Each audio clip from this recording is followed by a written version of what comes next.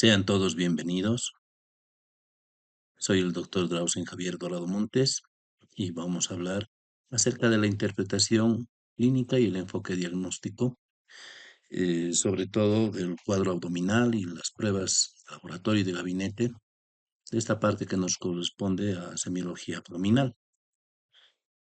Bueno, para empezar, lamento no estar presente en la teórica de forma presencial, pues, por motivos de trabajo. Espero su comprensión. Gracias. Comencemos. A nivel abdominal puede ocurrir una gran cantidad de patologías, y aquí estamos viendo algunas de esas. No estamos viendo las traumáticas todavía, porque no nos corresponde mucho en este momento, pero aquí ya podemos ver todo lo que nos enfrentamos cuando estamos con un paciente que refiere dolor abdominal. Vemos en nuestra imagen que podría tratarse de un problema hepático, podría ser una rotura traumática, un absceso. Podría ser a mediano, podría ser bacteriano, podría ser un cuadro de colecistitis aguda, podría ser una rotura, podría ser una obstrucción, podría ser un cuadro biliar obstructivo, un cólico biliar. En intestino o en estómago podría tratarse de úlceras o inclusive tumores o hasta cáncer. En el cuadro pancreático podría ser un cuadro biliar agravado por un lito que se enclave justamente en la papila de Vater, en el esfínter de Oddi, y obstruya tanto la bilis como el jugo pancreático. Y así tendríamos un cuadro complicado, ¿no? Un cuadro biliar y también pancreático. También podría ser una úlcera perforada, aquí estamos viendo una imagen, podría ser por trauma directo o por simplemente una úlcera que se ha ido perforando. Podría haber también a nivel gastroentérico, gastroenteritis aguda, por aumento de ácido, por Helicobacter pylori, por intoxicación alimentaria, por ingesta de sustancias. Podríamos también tener peritonitis, donde aquí vemos cuadros donde hay aumento de pus, la peritonitis, que es inflamación o infección del peritoneo. Puede ser difusa, puede ser secundaria, enfermedad visceral localizada, ¿no? Como una apendicitis que al estallar puede contaminar primero el área más cercana y luego generalizarse. Podríamos tener también un cuadro de intestino delgado donde podría haber una obstrucción, un divertículo de Meckel, torsión, intususcepción. Podríamos tener también cuadros de perforación traumática del intestino. Invaginación, estamos viendo en esta última parte del ciego un cuadro de invaginación. También a este nivel en el ciego está el apéndice que podría causar una apendicitis. A nivel del vaso también podríamos tener infarto, absceso, rotura y además podría haber ganglios linfáticos que podrían señalarnos tuberculosis u otras patologías. También en intestino grueso podríamos tener colitis ulcerosa, podríamos tener vólvulo, que es la torsión con los sigmoides, que está aumentado de tamaño, ¿no? Por un dólico megacolon a nivel del sigmoides.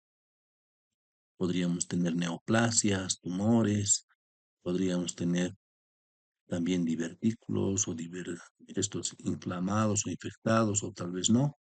Diverticulosis cuando no están infectados y diverticulitis cuando están infectados. Estos pueden retener heces fecales, pueden sangrar, pueden tener un cuadro que se reagudiza de forma periódica. Podría haber perforaciones, impactación fecal o cuerpo extraño como un coprolito insertado. También se puede ver cuerpos extraños, ¿no? De personas que utilizan tal vez algún consolador, alguna botella o algo para tener relaciones sexuales anales. Entonces podría haber objetos extraños al nivel del recto.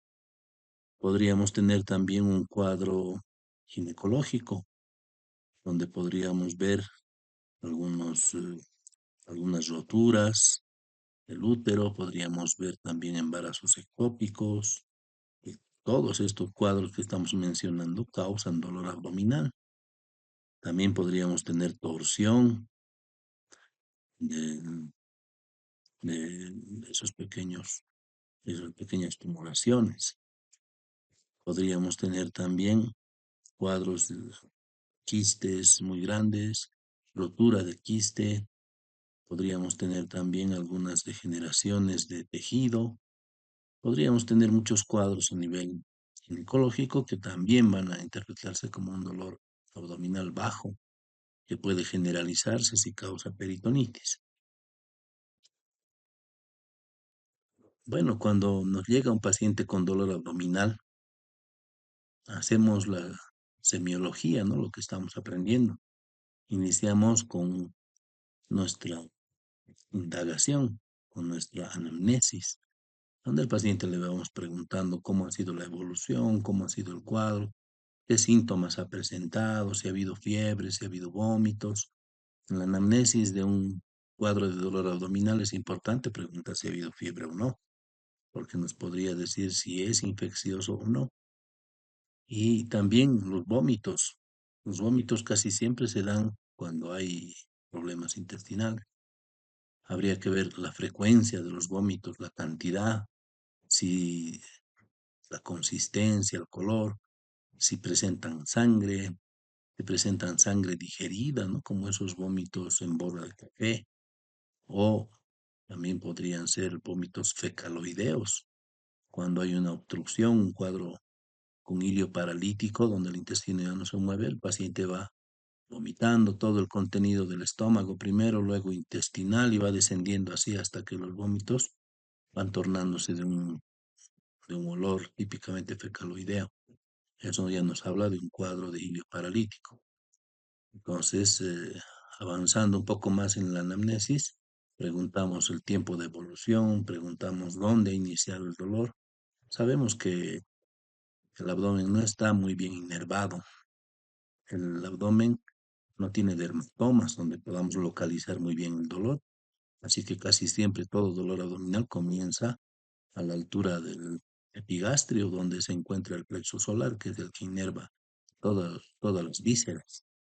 Y luego ya al ir irritando peritoneo es donde ya se hace más localizable. Entonces es importante saber la cronología con la que se ha dado la evolución y cuánto tiempo ha ido tardando en avanzar, así podemos tener una idea de la gravedad. Luego pasaremos a la inspección, donde vamos a ver deformidades, donde vamos a ver abombamientos, hundimientos. Cuando se trata de un problema del peritoneo, a veces hay una pequeña contracción en esa parte, desviando el ombligo hacia el lado enfermo.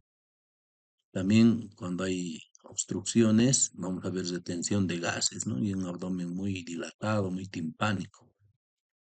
Vamos a encontrar también pacientes que a veces lo tienen el abdomen muy endurecido, abdomen en tabla, pero eso ya es a la palpación. También vamos a encontrar pacientes que tengan alguna característica que nos guíe un poco. Por ejemplo, vamos a encontrar el signo cabeza de medusa, que son como varices abdominales, donde vamos a poder distinguir si son cava cava o porto cava, dependiendo de la distribución, ¿no? Cabeza de medusa es generalmente porto cava. Esto nos habla de hipertensión portal, o sea que tenemos un problema hepático que no está filtrando la sangre hacia el sistema cava del sistema porta y por eso está buscando la sangre del sistema porta pasar al sistema cava a través de esas anastomosis. Esas anastomosis las tenemos en cuatro partes del cuerpo y precisamente es el ombligo una de ellas. Otra es el esófago y otro es el plexo hemorroidal, ¿no? Las hemorroides. Y el cuarto está retroperitoneal, en el intestino grueso, en el colon ascendente y descendente. Ese cuarto no se lo puede ver, pero los otros tres sí son visibles y solo con ver que existen esas varices en el abdomen podríamos ya eh, tener una buena parte del diagnóstico avanzada. Luego vamos a ver la coloración también de la piel, donde vamos a encontrar sobre todo en escleróticas, ojos amarillos, ictéricos. En el resto de la piel va a ir avanzando, ¿no? La ictericia no se queda allí. Hay 4 tipos de ictericia. La flavínica, que es un poco más amarilla fluorescente, ¿no? Más clara. La rubínica, que es un poquito más anaranjada. La verdínica, que tal vez es un poco más crónica y verdosa. Y finalmente la melánica, que ya es un poco negruzca, ya más oscura, muy crónica. Entonces eso también nos va a guiar acerca de cuánto tiempo ya padece este paciente su patología. Y bueno, avanzando un poco más, vamos a hacer nuestra palpación, nuestra percusión, como nos han enseñado, ¿no? De forma radiada desde el epigastrio, donde podríamos encontrar un hígado incrementado de tamaño, un vaso incrementado de tamaño que nos hable de una hipertensión portal, problema hepático, una hepatitis tal vez viral, alcohólica, dependiendo de la semiología. Y no olvidemos que durante el examen médico, si bien lo enseñamos así como por etapas, ¿no? Que primero la anamnesis y luego la palpación y todo aquello, auscultación. Sabemos que la auscultación en abdomen tiene que ser antes de hacer las maniobras, porque después vamos a escuchar ruidos que nosotros mismos hemos provocado. Durante toda esta semiología, podemos seguir indagando en el paciente, no es que callados vamos a hacer las maniobras y palpar y todo eso, tenemos que evolucionar y hacer preguntas más específicas según vayamos encontrando algunos hallazgos. Eso nos va a ayudar. Teóricamente sí lo separamos, pero en la práctica podemos ir aumentando la semiología mientras hacemos el resto de la revisión médica. Entonces, luego de la palpación ya podríamos tener una idea, un diagnóstico presuntivo de un paciente con dolor abdominal. O podríamos simplemente no tener mucha idea y no poder identificar, ¿no? Si se trata de una apendicitis o una simple diarrea, que es el cuadro más frecuente, ¿no? Las diarreas son las más frecuentes, pero a veces ciertas diarreas presentan signos de apendicitis, presentan dolor en la fosa ilíaca derecha, dolor a la palpación profunda y presentan signos de rebote inclusive. Entonces, es muy dudoso esto del abdomen. No todo es sencillo y fácil, así que a veces simplemente ponemos el diagnóstico de dolor abdominal en estudio y pedimos nuestras pruebas de laboratorio, rayos X y ecografía, si es que contamos con esos servicios en nuestro centro de salud. La ecografía es una gran ayuda porque nos muestra una revisión que hace el especialista, nos muestra cuadros de apendicitis, por ejemplo. Si una ecografía nos dice sugerente de apendicitis, ya podemos internar a ese paciente. Quiere decir que el ecografista ha podido ver un apéndice, una imagen tubular que le sugiere un cuadro de apendicitis. En otras palabras, ha visto el apéndice inflamado. Entonces, sin miedo ya a equivocarnos, con el apoyo de ese diagnóstico ya podemos enviarlo al paciente internado como emergencia para que lo operen. Inclusive el cirujano también va a basar mucho de su diagnóstico en la ecografía. Pero también tenemos que pedir laboratorios. Al momento de pedir laboratorios tenemos que ser a veces un poco selectivos, porque fácil sería tachar todos los cuadritos que hay en la hoja de laboratorio y pedir. Sin embargo, el hacer eso hace que nuestro resultado vaya a tardar.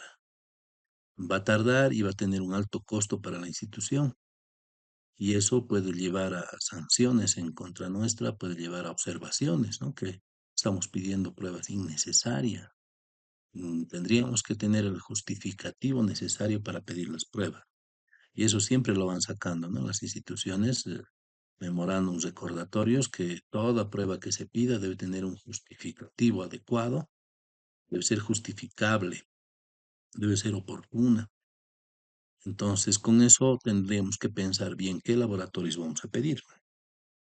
En los análisis de sangre, ante un dolor abdominal en estudio, generalmente pedimos hemograma.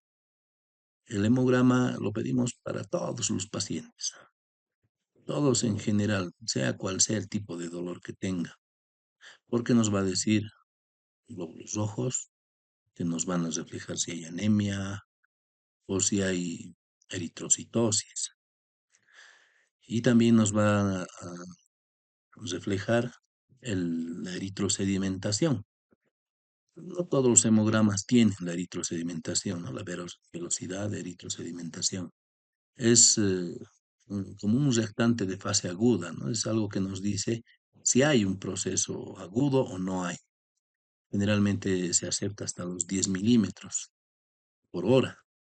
Y si es más, si es que se asienta más, esto se pone en un tubo, ¿verdad? No sé si estarán haciendo las pruebas de laboratorio que deberían en la materia que corresponde, pero hay tubos largos de más de 10 centímetros, unos 20 centímetros de largo, 15 por lo menos, donde ponen la sangre del paciente.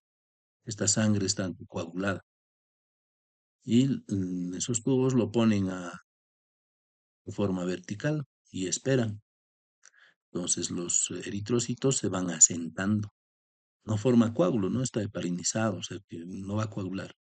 Entonces van asentándose los eritrocitos y van midiendo. En una hora miden cuántos milímetros ha avanzado esa sangre que se ha asentado, o sea, lo que ha quedado plasma solamente, eso van a medir hacia arriba. Va a quedar plasma y hacia abajo va a ir asentándose los glóbulos rojos. Entonces van a medir, en una hora no tendría que pasar más de 10 milímetros. Si pasa más, significa que hay algo agudo en el paciente. Podría ser una apendicitis, podría ser una peritonitis, podría ser muchas cosas. Pero sí hay algo agudo, nos está confirmando. Entonces, eso nos avisa en cuanto a glóbulos rojos. En cuanto a glóbulos blancos, nos reporta la cantidad. Sabemos que entre 5.000 a 10.000 es un valor relativamente normal. Más de 10.000 ya tendríamos que sospechar de un proceso infeccioso, aunque no siempre es la regla, ¿no? A veces encontramos pacientes que no pasan de 10.000, pero que están con un proceso infeccioso. Entonces, la segunda revisada que hacemos del leucograma es acerca de los porcentajes de las clases de leucocitos que tenemos. Tenemos linfocitos que se elevan cuando hay procesos virales. Tenemos los neutrófilos que se elevan cuando hay procesos bacterianos. Ahora los demás sí se pueden elevar cuando hay parásitos, los eosinófilos, ¿no? Cuando hay otros procesos que no, en cuadros de dolor abdominal no le vamos a dar mucha importancia, a menos que pensemos que es un cuadro parasitario, ¿no? Una obstrucción, digamos, por Ascaris lumbricoides que ha formado una especie de tumor, ¿no? A veces tanto Ascaris se hace un nudo y obstruye. Y eso haría que los eosinófilos se nos disparen más del 4%, es lo aceptable. Entonces vamos a revisar más que todo los linfocitos y los neutrófilos. Si los neutrófilos están muy elevados, significa un proceso bacteriano.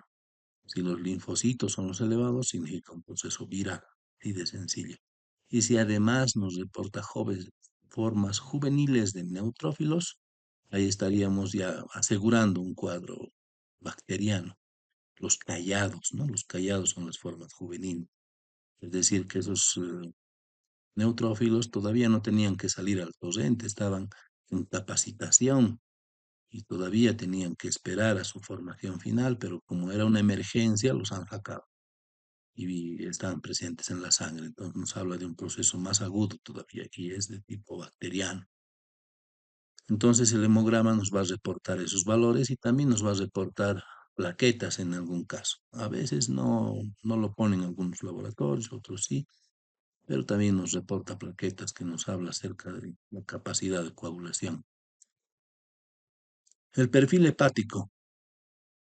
El perfil hepático es más dirigido a ese tipo de pacientes que puedan presentar ictericia, que puedan presentar dolor en hipocondrio derecho, que tengan tal vez signos de circulación colateral, como ser hemorroides, circulación periumbilical o abdominal, o hayan tenido vómitos con sangre y estemos sospechando de varices esofágicas.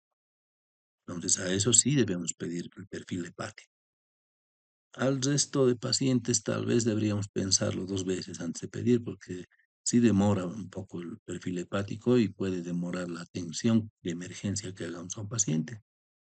Entonces aquí están las transaminasas, sobre todo, ¿no? Que nos hablan de muerte, de necrosis, de los hepatocitos. Y la fosfatasa alcalina, que no siempre está incluida en el perfil hepático en algunos laboratorios. A veces hay que pedirlo aparte. Fosfatasa alcalina nos habla de los ductos, lesión en los conductos biliares sobre todo. Entonces, eso en cuanto a perfil hepático y también las bilirrubinas nos va a reportar. Las bilirrubinas son un subproducto de la muerte de los glóbulos rojos. Estos liberan su hemoglobina y la hemoglobina sufre un proceso de metabolización en el hígado para hacerla soluble y al ser soluble pueda ser orinada y pueda ser defecada y así nos libremos de ese producto que es tóxico para los riñones. Entonces, cuando el paciente tiene un problema hepático, las bilirrubinas no conjugadas, las que todavía no se han hecho solubles, se elevan porque el hígado está fallando. Y cuando tenemos un proceso obstructivo, por ejemplo, una litiasis vesicular que haya obstruido el conducto, vamos a tener una elevación en las bilirrubinas conjugadas. O sea que el hígado sí ha hecho su trabajo, pero no lo está pudiendo excretar. En cuanto al páncreas, el páncreas ya lo habíamos mencionado, puede verse afectado de forma colateral en un cuadro de litiasis vesicular. Cuando la vesícula tiene piedritas, estas por movimientos peristálticos de la vesícula, cuando el paciente ingiere, sobre todo cuando ingiere grasas, esas grasas necesitan más cantidad de bilis para ser digeridas. Entonces la vesícula con más fuerza se exprime para enviar esa bilis necesaria y al hacer esto puede proyectar un lito hacia el conducto y el conducto obstruirse con el lito. Bueno, si el lito es muy grande no va a poder pasar y vamos a tener un cuadro de una dilatación de la vesícula que hasta puede llegar a estallar. Pero si el lito es de un tamaño no tan grande, puede ir avanzando por el conducto. La vesícula se va a llenar de bilis y va a irse contrayendo y al irse contrayendo va a ir empujando el lito para que avance un poquito más, un poquito más. Este trabajo que hace la vesícula lo hace así por periodos, se relaja, luego va contrayéndose y empujando y luego vuelve a relajarse y el paciente va a sentir el dolor en ese mismo orden. Cuando la vesícula se está contrayendo va a aumentar el dolor del paciente. A ese dolor le decimos tipo cólico, porque es un dolor que si bien está ahí permanente, un dolor más o menos soportable, a momentos aumenta y se hace más insoportable y se dobla de dolor el paciente. Ese es el dolor tipo cólico. Entonces este lito va a ir descendiendo y en algunos casos va a lograr pasar el esfínter de Oddi, va a salir por la papila de Vater hacia el duodeno y el paciente va a sentir un alivio de ese cólico biliar. Pero en otros casos va a obstruirse en la papila de Vater, en el esfínter de Oddi, sobre todo dependiendo mucho del tamaño. Cuando eso ocurre, no olvidemos que el conducto de Wilson del páncreas desemboca en el mismo lugar. Entonces, esta obstrucción hace que se mezclen, ¿no? La bilis con jugo pancreático.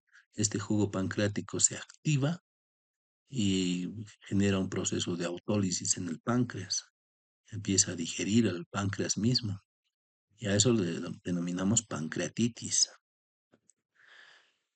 La pancreatitis se expresa como un dolor en cinturón.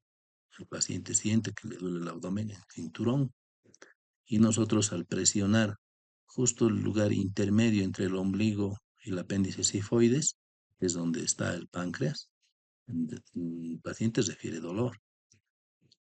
No esperemos todavía el signo de Cullen y el signo de Gray Turner en pacientes que están iniciando el cuadro, porque esos signos se aparecen cuando el páncreas está ya totalmente necrosado, ¿no? Es una pancreatitis muy avanzada. Ahí recién aparece.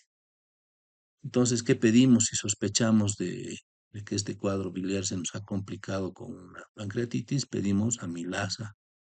Y algunos laboratorios tienen lipasa más, amilasa y lipasa pancreática, otros solo tienen amilasa. Es importante que cuando lleguemos a un centro de salud, a un hospital a trabajar, siempre indaguemos qué laboratorios cuenta este servicio, si tenemos amilasa, si tenemos lipasa, si tenemos hemograma o perfil lipídico, todo eso es importante saber para no pedir cosas que no nos vayan a dar. A veces hay problemas, ¿no? Porque pedimos algo que no tienen y nos rechazan la orden, pudiendo haber avanzado con algunos de ellos, a veces se ponen tercos los laboratoristas, nos piden que rehagamos y hasta eso el paciente sigue con su cuadro de dolor. Entonces es importante. No olvidemos que la pancreatitis también puede venir por otras causas. Puede venir por dislipidemia, puede venir por un medicamento, puede venir por varias razones, pero no suelen ser lo más común.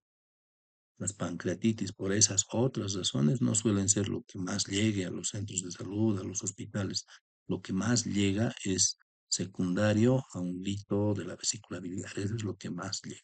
Por eso es que lo mencionamos más. Sin embargo, en la teoría tienen que repasar todo lo que pueda causar una pancreatitis.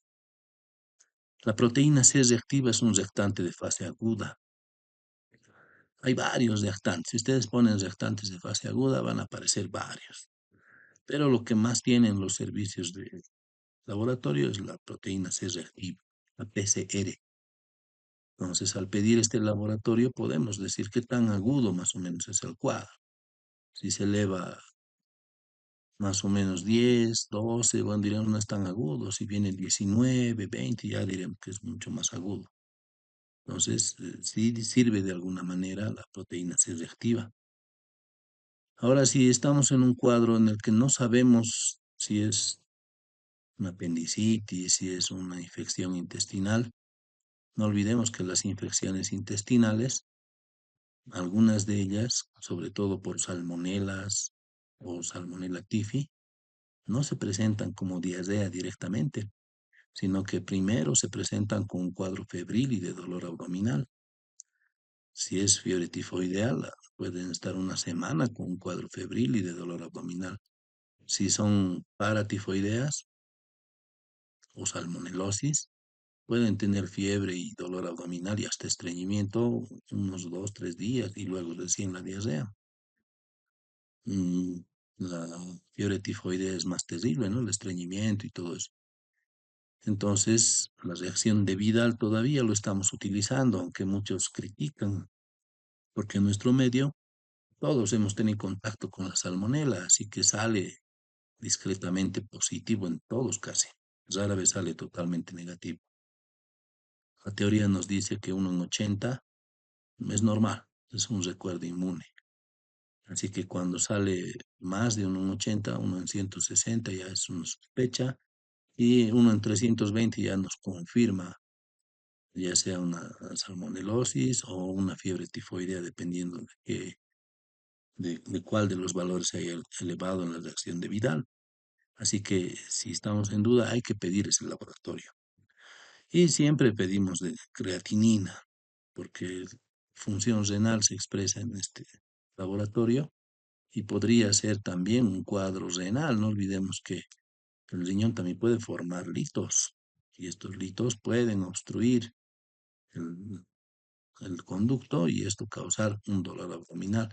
Aunque el cuadro generalmente que causan los litos en vía renal son dolores que es más que todo lumbar, hacia el lado de la obstrucción, que se proyecta hacia abajo, hacia la ingle, y algunos se refieren hacia los testículos o hacia labios mayores de ese lado. Entonces, ese es un cuadro de generalmente un cólico renal. Y bueno, cólicos renales se manejan con observación primero. y pidiendo ecografías y creatinina que también se lleva. Cuando es la obstrucción muy grande, muy significativa y está dañando el riñón, se piensa en hacer una litotripsia o una cirugía. La fosfatasa alcalina, decíamos que cuando hay daño en conductos se va a elevar, ¿no? Entonces, en procesos litiásicos vamos a ver elevado. En cuanto al laboratorio de heces fecales, la citología de moco fecal nos dice si se trata de una infección bacteriana. Si sale positivo que hay moco fecal, no se trata de una infección bacteriana. Y si sale negativo y es diarrea, o sea, hay diarrea y es negativo, vamos a pensar en virus, en cuadros menos agresivos. Y esta citología de moco fecal también nos reporta si va a encontrar amebas, parásitos. Así que es un laboratorio bastante útil porque no es necesario pedir otras cosas. A veces solo con citología de moco fecal, los cuadros diarreicos, ya podríamos resolver. También podríamos pedir el laboratorio de antígeno de Helicobacter pylori en heces fecales. Ese, esas pruebas para Helicobacter pylori hay también en aliento, hay en saliva, hay en sangre.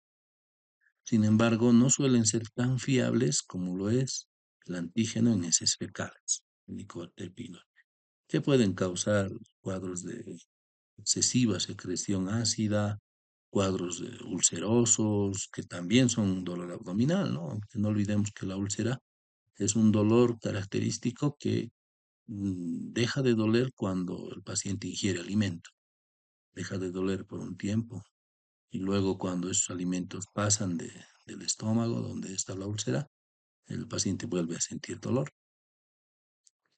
Y el coproparasitológico, que es cuando sospechamos de algún parásito, ¿no? Sea una ameba, o sea un melminto, un platelminto, etcétera. Los coproparasitológicos, si sospechamos de que son parásitos grandes, habría que pedirlo seriado, que es más fiable. No siempre puede verse en, en el laboratorio cuando lo hacemos simple. Y bueno, nuestro tema nos dice que hablemos del paciente con asitis. La asitis no es más que el acúmulo de líquido, un líquido amarillento en el abdomen. Esto se debe a una mala función del hígado, que generalmente cuando produce asitis es porque ya está cirrótico. Un hígado cirrótico es un hígado destruido, está lleno de las cicatrices de muchos lóbulos que han ido muriendo y al morir han formado cicatrices. Sin embargo, como el hígado es un órgano que se regenera, también hay esos lóbulos que están intentando regenerar y están formando así una especie de esferas que luchan por crecer en ese tejido cicatrizal. Entonces es un hígado más pequeño y lleno de esas bolas, ¿no? De regeneración. Entonces ese hígado empieza a liberar el líquido que no puede pasarlo al sistema TABA, o sea, el líquido es parte del flujo portal, ¿no? La sangre venosa portal que está pasando al hígado para ser filtrado y luego al sistema cava, al sistema venoso de la cava. Pero este hígado no puede pasar porque no puede filtrar. Entonces, al no poder pasar la presión que se forma en el lado sistema portal, hace que empiece a gotear ese líquido. Ese líquido gotea hacia la cavidad abdominal. Inicialmente no es infeccioso, así que el paciente solamente dilata el abdomen. Dilata y en algunos casos se les puede drenar cuando está muy a tensión, cuando dificulta la respiración y pone en riesgo la vida por falla respiratoria, entonces se puede drenar. Se hace una punción a la altura del colon sigmoide. Para hacer esta punción habría que estudiar un poquito, ¿no? Por lo menos ver esquemas de dónde se calcula para hacer la punción, ya que se busca el sigmoides porque tiene un meso libre, es decir, que puede ser móvil. Cuando vamos pinchando, el colon sigmoides puede contraerse ante la lesión del pinchazo y eso hacer que no lo pinchemos, ¿no? Que se escape del pinchazo y podamos no perforarlo. Otras partes del colon son muy adheridas, ¿no? Como el colon descendente, el ascendente, están muy adheridas a la pared posterior, así que no van a poder escapar del pinchazo y lo vamos a lesionar y vamos a empeorar el cuadro porque van a salir heces fecales del colon hacia el espacio peritoneal y vamos a complicar con una peritonitis. Entonces, en este paciente, los laboratorios que se piden son perfil hepático, coagulograma, proteínas en sangre, sobre todo albúmina y electrolitos. ¿Por qué hacemos eso? Bueno, el perfil hepático nos va a confirmar que hay un problema hepático severo, las transaminasas muy elevadas, las bilirrubinas también van a estar elevadas y el coagulograma, no olvidemos que los factores de coagulación los produce el hígado. Un hígado dañado no va a producir la misma cantidad de factores de coagulación, así que este paciente va a tener una coagulación deficiente. Con eso estamos confirmando nuestro diagnóstico. Y las proteínas en sangre, sobre todo la albúmina, es justamente un producto del hígado, ¿no? La albúmina es producida por el hígado. Un hígado dañado no va a producir la suficiente albúmina. Entonces vamos a confirmar. Y este líquido que es el líquido acítico contiene también electrolitos. Así que el paciente fácilmente se nos puede desequilibrar, puede tener problemas electrolíticos. Entonces, algunos de estos laboratorios, como el perfil hepático y el coagulograma, se utilizan para hacer cálculos en la escala de Chaipuk para ver si es paciente para trasplante, si es candidato para trasplante. No olvidemos también que estos pacientes con cirrosis van a estar con encefalopatía hepática, ya que el hígado también es el responsable de metabolizar el amoníaco. El amoníaco que proviene de la dieta de carnes, de proteínas. No olvidemos que la proteína tiene un radical carboxilo y un radical amino. Ese radical amino es el que tiende a formar amoníaco cuando se destruyen las proteínas y también el amoníaco es un subproducto del metabolismo de las bacterias intestinales. Así que el paciente acítico que tiene un problema hepático no va a poder metabolizar, no vamos a poder orinar ese amoníaco, no lo va a hacer soluble. Y ese amoníaco elevado va a causar una encefalopatía hepática, un cuadro de confusión, el paciente confundido, el paciente con mareos, y bueno, es un tema más específico para otro momento. Entonces, esos valores que se van calculando nos sirven para ver si este paciente es susceptible a trasplante, siempre y cuando cumpla los criterios, ¿no? Que no sea alcohólico, que no, que un paciente alcohólico le vamos a poner un hígado nuevo y va a volver a arruinar. Y esto es para darnos una idea, ¿no? Las, los valores de las enzimas hepáticas, la, la alaninotransferasa, la aspartato transferasa. Si es menor que uno, podemos pensar en hepatitis viral. Si es mayor a uno, en esteatosis hepática. Y en fin, miren cómo nos puede ayudar un poquito a calcular. Esto no tiene el valor que tiene la anamnesis, porque al hacer la anamnesis ya nos vamos a dar cuenta si es alcohólico o si hay riesgo de que sea viral o que sea otras patologías, ¿no?